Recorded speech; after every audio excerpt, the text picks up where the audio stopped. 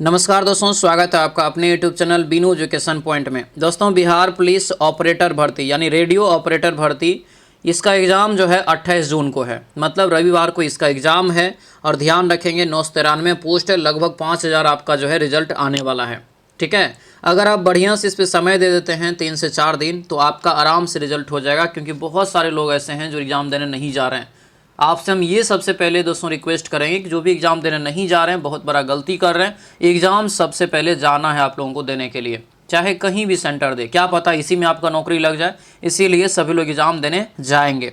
ठीक है, और ध्यान रखिए, जितना भी चीज़ हम आपको इसको लेकर के पढ़ाएंगे, अगर आप उतना भी कवर कर लेंगे ना, तो ये 12th लेवल आपको कुछ नहीं है, सारा आपको दोस्तों हलवा लगेगा। बस आपको बढ़िया से पढ़ना है।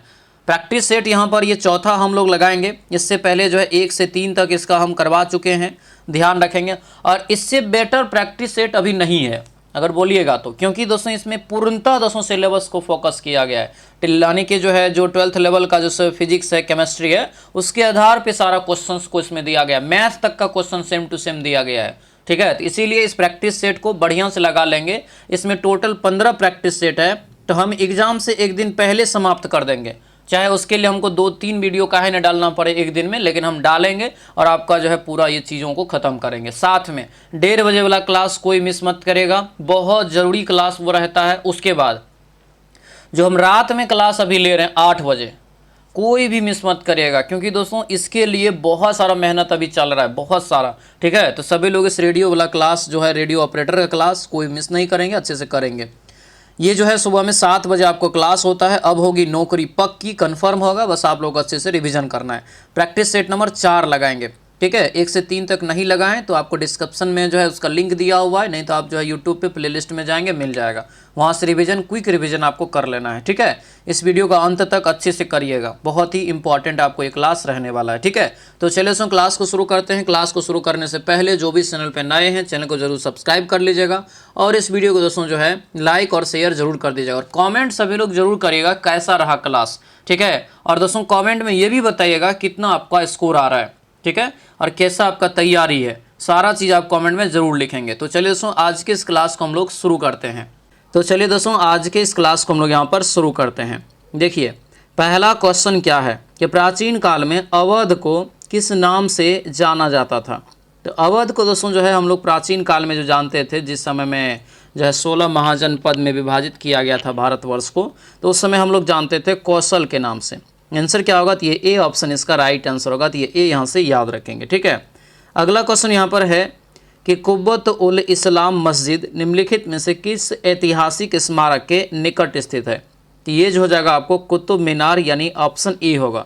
कुब्बत उल इस्लाम मस्जिद जो है कुतुब मीनार के निकट है, जो कि दिल्ली में है। ठीक है, अगला क्वेश्चन है कि 1904 में सहकारी ऋण समिति अधिनियम का रहा यहाँ पर कि निम्नलिखित में से किससे प्रभावित था। यह जो प्रभावित था दोस्तों यहाँ से, तो भारतीय दुर्भिक्ष जो है आयोग से।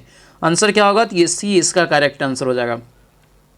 आगे क्वेश्चन दिया है, भारतीय संविधान का निम्नलिखित में से कौन सा अनुच्छेद राज्य को न्याय संगत और मानवीय कार्य स्थितियों को सुनिश्चित करने तथा मातृत्व राहत के लिए प्रावधान करने का निर्देश देता है।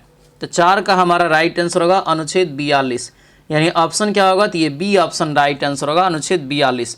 अनुच्छेद 40 में क्या है, तो सभी लोग को पता है कि ग्राम पंचायत का गठन है। अनुच्छेद 44 में क्या है, तो नागरिकों के लिए समान नागरिक संहिता। ये सभी याद रखेंगे। ठीक है, अगला क्वेश्चन यहाँ पर है कि भारत में संघ की कार्यपालिका का संवैधानिक प्रमुख जो है कौन होता है।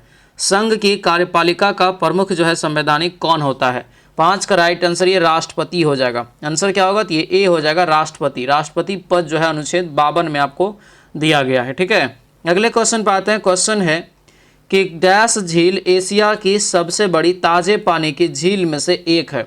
कौन सा झील एशिया की दोस्तों सबसे बड़ी ताजे पानी की झील में से एक है। तो 6 का राइट आंसर ये हो जाएगा वुलर झील। आंसर क्या होगा, तो ये डी हो जाएगा, वुलर झील दोस्तों यहाँ से याद रखेंगे। ठीक है, अगले क्वेश्चन पाएंगे, शीतोष्ण चक्रवात प्रायः कहाँ आते हैं। शीतोष्ण चक्रवात जो है प्रायः कहाँ आते हैं ये बताना है। तो ये हो जाएगा मध्य अक्षांश क्षेत्रों में। ठीक है, यानी आंसर क्या होगा, तो ये ए ऑप्शन इसका करेक्ट आंसर हो जाएगा, मध्य अक्षांश क्षेत्र इसका राइट आंसर हो जाएगा। आगे बढ़ते हैं, भगत सिंह और बटुकेश्वर दत्त ने दिल्ली केंद्रीय विधानसभा में स्मोक बम दोस्तों जो है फेंके, इसका विरोध दोस्तों कर रहे थे। ये वे किसका विरोध कर रहे थे, ये क्वेश्चन है। ये जो विरोध कर रहे थे ये जो है ट्रेड डिस्प्यूट बिल एंड जो यहाँ पे पब्लिक सेफ्टी बिल, तो सीधा ये याद रखना public safety bill, option number C हो जाएगा। ठीक है, अगले क्वेश्चन पाएंगे निम्नलिखित में से कौन सा भारत में द्वितीयक क्षेत्र का हिस्सा है, यानी सेकेंड सेक्टर के अंतर्गत इसमें से कौन आता है। तो सेकेंड सेक्टर में दोस्तों जो आपको आएगा इसमें ये सूती कपड़ा का बुनना, आंसर क्या होगा, तो ये ऑप्शन नंबर बी हो जाएगा। ठीक है, बाकी खेती हो गया, जो है मछली पालन, ये सभी जो आपको आ जाता है किसमें, प्राथमिक सेक्टर में। और तृतीय सेक्टर तो हो गया जो सेवा क्षेत्र हो जाएगा, जिसमें आपको बैंकिंग वगैरह हो गया, संचार हो गया, तो ये सभी चीज़ें उसमें आता है। ठीक है, अगला क्वेश्चन दिया है कि निम्नलिखित में से कौन सा भारत में सूक्ष्म वित्त संस्थानों का मूल सिद्धांत नहीं है। सूक्ष्म जो है वित्त संस्थानों का मूल सिद्धांत इसमें से नहीं है, तो ये हो जाएगा दोस्तों यहाँ से बड़ी ऋण राशियाँ, आंसर क्या होगा, तो ये सी इसका करेक्ट आंसर हो जाएगा। अगले क्वेश्चन पाएंगे, क्वेश्चन दिया यहाँ पर है कि ताज महोत्सव कहाँ आयोजित किया जाता है। ताज महोत्सव जो है कहाँ आयोजित किया जाता है, तो याद रखना ताजमहल के पूर्वी द्वार के पास, ठीक है, यूपी में, आंसर ये सी हो जाएगा। अगले क्वेश्चन पे आते हैं, क्वेश्चन दिया है कि राई निम्नलिखित में से किस राज्य का एक जो है प्रमुख लोक नृत्य है। राई निम्नलिखित में से किस राज्य का एक प्रमुख लोक नृत्य है। 12 का राइट आंसर ये होगा मध्य प्रदेश, यानी आंसर क्या होगा, तो ये बी हो जाएगा मध्य प्रदेश। ठीक है, अगले क्वेश्चन पाएंगे, क्वेश्चन है कि किस समकालीन चित्रकार ने महात्मा गांधी पर चित्रों की एक जो है श्रृंखला बनाई थी, ये बताइए। चित्रों की एक श्रृंखला जो बनाई थी आपको अतुल जो है डोडिया, आंसर क्या होगा, तो ये डी हो जाएगा अतुल डोडिया, याद रखेंगे। ठीक है, आगे बढ़ते हैं, दिया है विश्व टीवी दिवस किस तारीख को मनाया जाता है। विश्व टीवी दिवस किस तारीख को मनाया जाता है, तो ये हो जाएगा आपको 24 मार्च को, यानी आंसर क्या होगा, तो ये सी हो जाएगा विश्व क्षय रोग दिवस बोलिए चाहे टीबी दिवस बोलिए। विश्व स्वास्थ्य संगठन WHO का मुख्यालय कहाँ है, तो WHO का मुख्यालय हो जाएगा जनेवा दोस्तों स्विट्जरलैंड में, आंसर हमारा डी हो जाएगा जनेवा स्विट्जरलैंड। अगले क्वेश्चन पाएंगे, पाटलिपुत्र नगर की स्थापना किसने की थी, ये बताइए।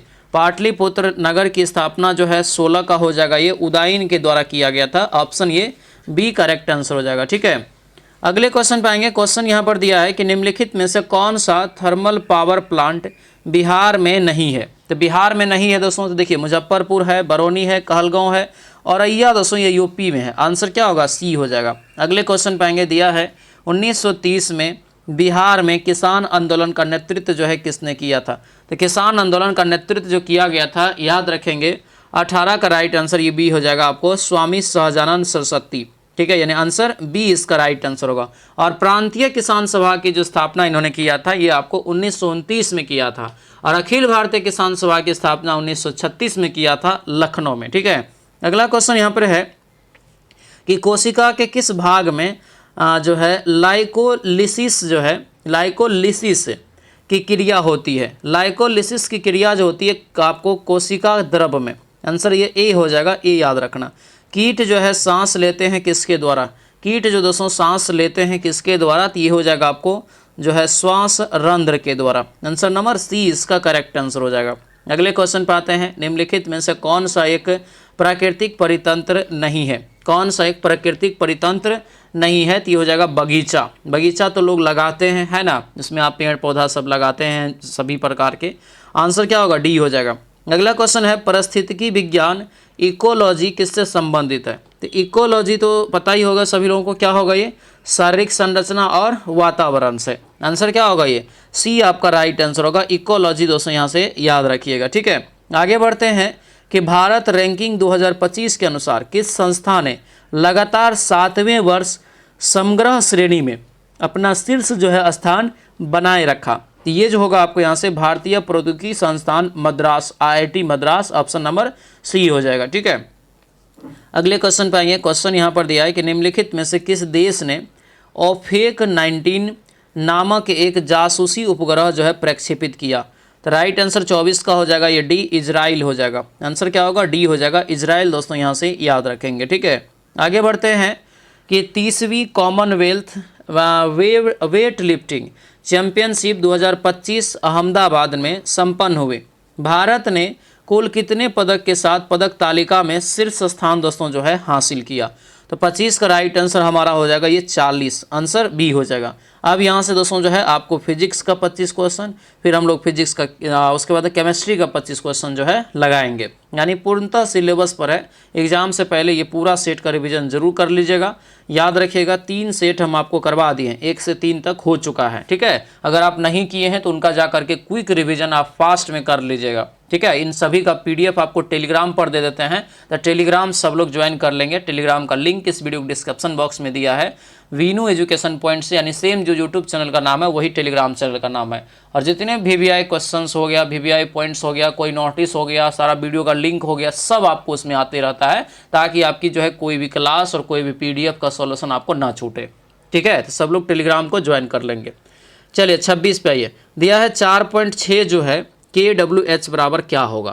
तो इसको जो हम लोग लिख सकते हैं दोस्तों यहाँ पर, तो देखिए 1 kWh बराबर क्या होता है, 3.6 × 10⁻6 जूल होता है ना। तो उसमें गुना कर दीजिए 4.6 से, तो 4.6 से गुना करेंगे तो आपको 16.56 गुना 10 पे पावर जो है 6 जूल आपको निकल जाएगा। किसी पिंड पर लगने वाले बल 10 न्यूटन बल के जो है परिणाम स्वरूप बल की दिशा में 2 मीटर का विस्थापन होता है। तो देखिए F दिया है, N दिया है और आपको यानी F दिया है और S दिया है, FS, W बराबर FS निकाल लीजिए, 10 दूना 20, 20 जूल हो जाएगा। ऑप्शन यहाँ से जो है C निकल जाएगा, ठीक है।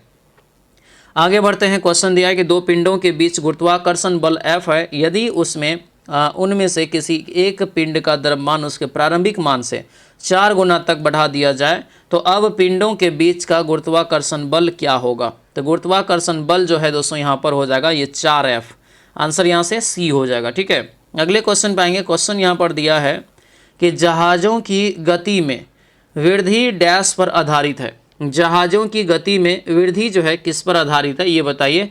ये हो जाएगा आर्किमिडीज के सिद्धांत पर यह आधारित है, ठीक है। यानी आंसर क्या होगा, तो ये ए आपका राइट आंसर हो जाएगा। जहाज़ का मतलब यहाँ पर जो है ये पनिया जहाज़ की बात किया जा रहा है, ठीक है। ये शिप का बात किया जा रहा है, याद रखिएगा, ठीक है। अगला क्वेश्चन यहाँ पर है, बर्फ़ का गलनांक बिंदु कितना होता है? तो बर्फ़ का जो दोस्तों यहाँ पर गल जाएगा 0 डिग्री C पर, और 0 में 273 जोड़िए तो क्या हो जाएगा 273 के, आंसर ये हमारा जो है ए हो जाएगा।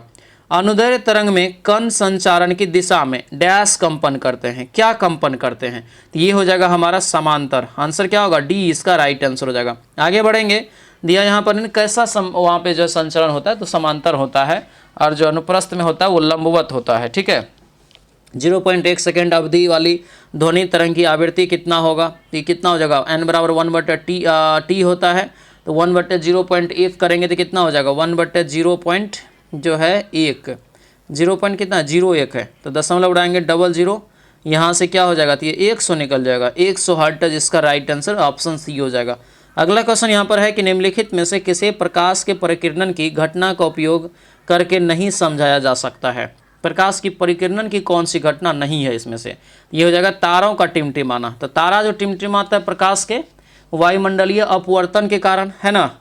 अगला क्वेश्चन यहाँ पर है कि विभवांतर 40 वोल्ट 0.5 कूलम के आवेश को प्रेषित करने के लिए किया गया है, तो कार्य यहाँ पे जो है कार्य ज्ञात करिए। तो इसका जो निकलेगा दोस्तों यहाँ से, तो W बराबर क्या होता है VQ होता है, दोनों चीज़ दिया है, गुना कर दीजिए 4 पंचे 20, 200, एक अंक के बाद दशमलव देंगे, 20 निकल जाएगा, 20 joule right answer, answer A हो जाएगा। जितने भी न्यूमेरिकल आपको बता रहे हैं याद रखिएगा, सारा छपेगा एग्जाम में, ठीक है, क्योंकि पैटर्न जब देखेंगे 12th का तो बहुत सारा न्यूमेरिकल वहाँ पे पढ़ना होता है। साइंस आप रखे होंगे तो आपको पता ही होगा, ठीक है। दिया यहाँ पर है, एक क्षण चुंबक के अंदर चुंबक के चुंबकीय क्षेत्र की रेखा क्या होता है, रेखा की दिशा क्या होता है? तो ये होता है दक्षिणी ध्रुव से उत्तरी ध्रुव तक, ऑप्शन नंबर ये ए हो जाएगा।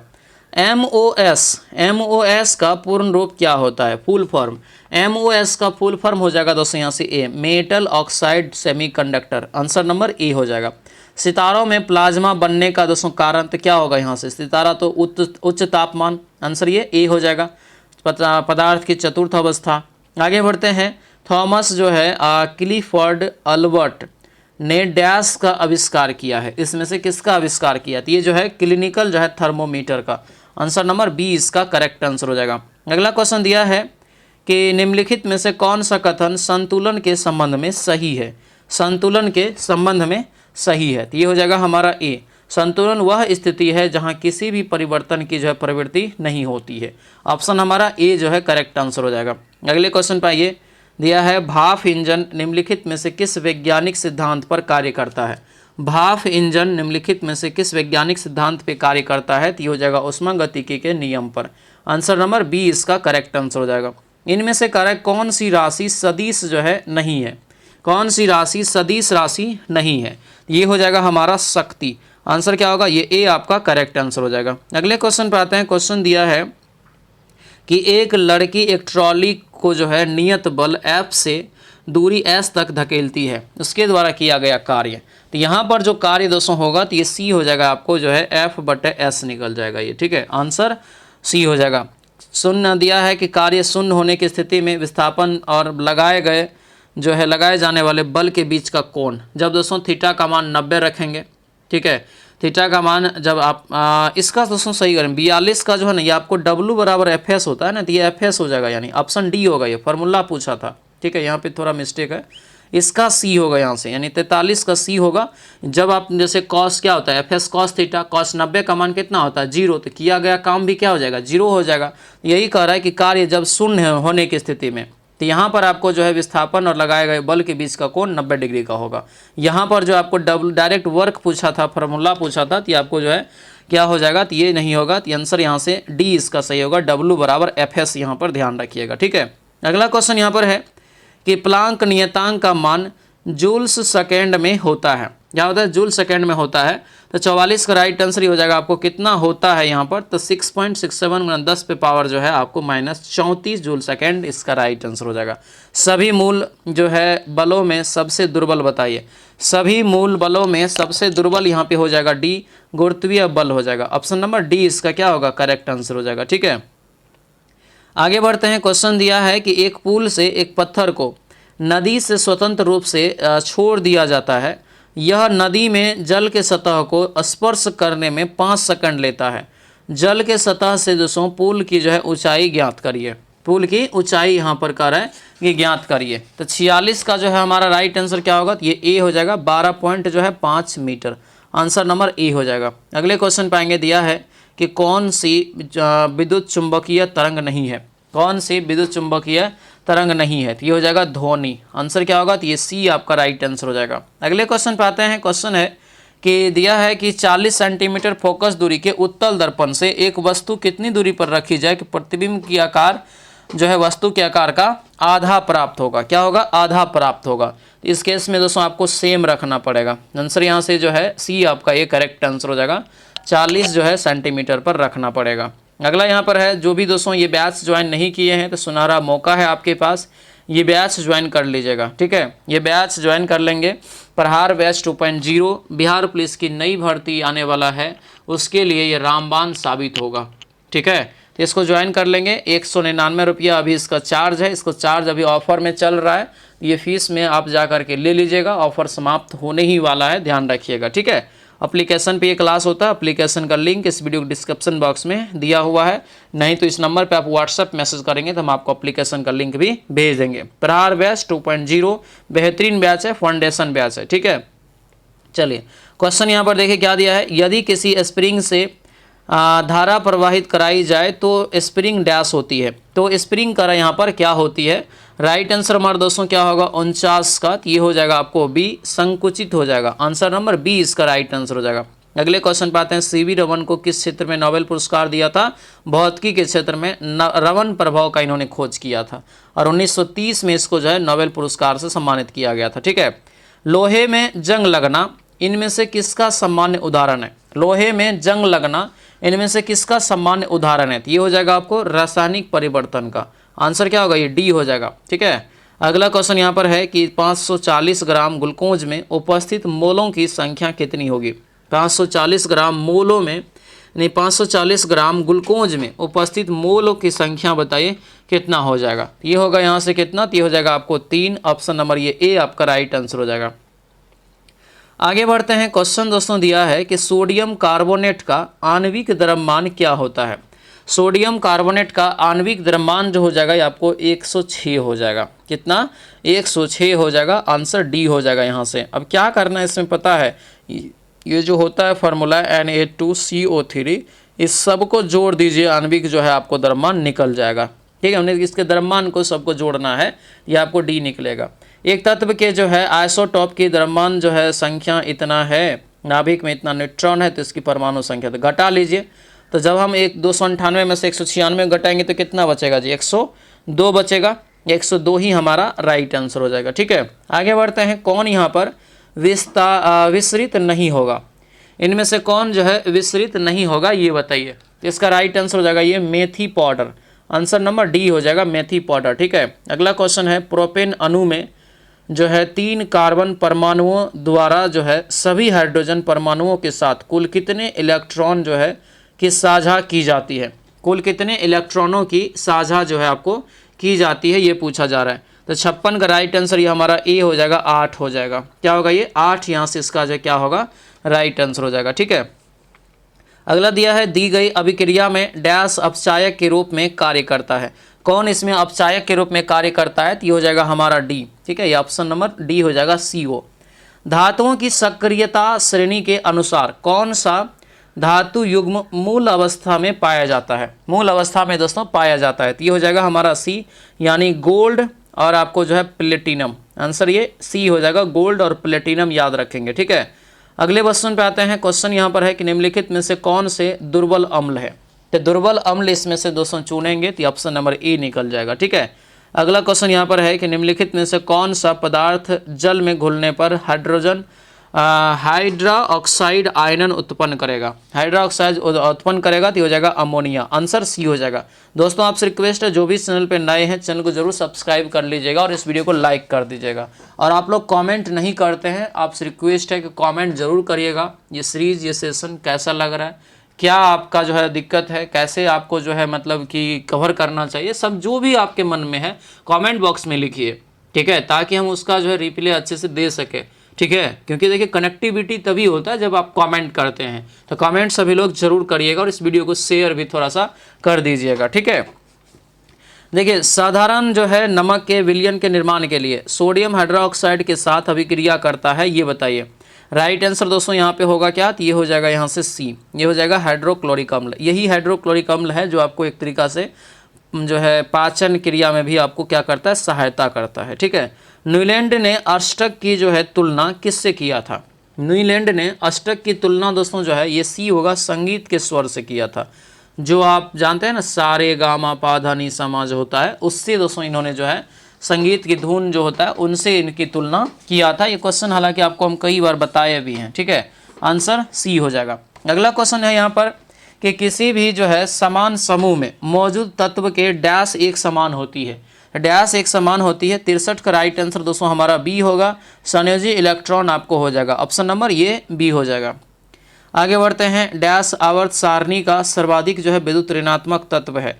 कौन इसमें से आवर्त सारणी का सर्वाधिक जो है विद्युत ऋणात्मक तत्व है, ये बताइए। राइट आंसर जो 64 का होगा ये डी हो जाएगा, फ्लोरीन। आंसर नंबर डी हो जाएगा, फ्लोरीन दोस्तों। ठीक है, आगे बढ़ते हैं। क्वेश्चन दिया है कि अमोनिया का व्यावसायिक निर्माण किस प्रक्रिया से होता है, ये बताइए। अमोनिया का व्यावसायिक निर्माण जो है किस प्रक्रिया से होता है, 65 का राइट आंसर ये हो जाएगा हेबर प्रक्रिया, यानी आंसर ये डी हो जाएगा, हेबर प्रक्रिया दोस्तों यहाँ से याद रखेंगे। डैश का जो है प्रशीतन जो है रेफ्रिजरेशन में प्रयोग किया जाता है, ये जो होगा क्लोरोफ्लोरोकार्बन, यानी ऑप्शन नंबर ये ए आपका करेक्ट आंसर हो जाएगा। आगे बढ़ते हैं। क्वेश्चन दिया है कि सबसे कठोर प्राकृतिक पदार्थ बताइए। सबसे कठोर जो है प्राकृतिक पदार्थ यहाँ से आपको बताना है, क्या हो जाएगा। तो इसका जो राइट आंसर होगा ये हीरा हो जाएगा। आंसर क्या होगा, तो ये ए आपका राइट आंसर होगा, हीरा। कास्टिक सोडा का रासायनिक नाम बताइए। कास्टिक सोडा का रासायनिक नाम क्या होगा ये बताइए। ये हो जाएगा आपको डी, यानी sodium hydroxide, option number D इसका करेक्ट आंसर हो जाएगा। ठीक है, अगले क्वेश्चन पे आएंगे। दिया यहाँ पर है कि निम्नलिखित में से धातुओं का कौन सा युग्म जो है मुक्त अवस्था में पाया जाता है। धातुओं का युग्म जो है मुक्त अवस्था में पाया जाता है, तो ये क्या होगा, तो ये हो जाएगा सोना और चांदी। आंसर ये डी आपका राइट आंसर होगा, सोना और चांदी यहाँ से याद रखेंगे। अगला क्वेश्चन यहाँ पर दिया है कि पारंपरिक थर्मोमीटर में किस तत्व जो दोस्तों आपको प्राकृतिक रूप से अत्यंत जहरीला होता है का प्रयोग किया जाता है। तो राइट आंसर ये हो जाएगा मरकरी। ऑप्शन नंबर क्या होगा, बी इसका करेक्ट आंसर हो जाएगा। ठीक है, आगे बढ़ते हैं। क्वेश्चन दिया है कि दलदल एवं धान के खेत से कौन सी गैस उत्सर्जित होता है। तो कई बार बताया है मीथेन गैस हो जाएगा। जानवर जो जुगाली करता है उस समय भी आपको मीथेन गैस रिलीज होता है। CaCl2 का जो है आपको बताना है इकाई कितना होगा। तो द्रव्यमान जोड़ दीजिए सबका। Ca का क्या होता है, कैल्शियम 40 हो जाएगा, Cl 35, 35 दूना 70, सबको जोड़ेंगे। राइट आंसर ऑलमोस्ट ये आपको आता है 111 के पास। ठीक है, क्योंकि Cl का 35.5 होता है। डैश जो है सीमेंट का मुख्य घटक है। कौन इसमें से एक सीमेंट का मुख्य घटक है, तो ये हो जाएगा SiO2 ऑप्शन सी।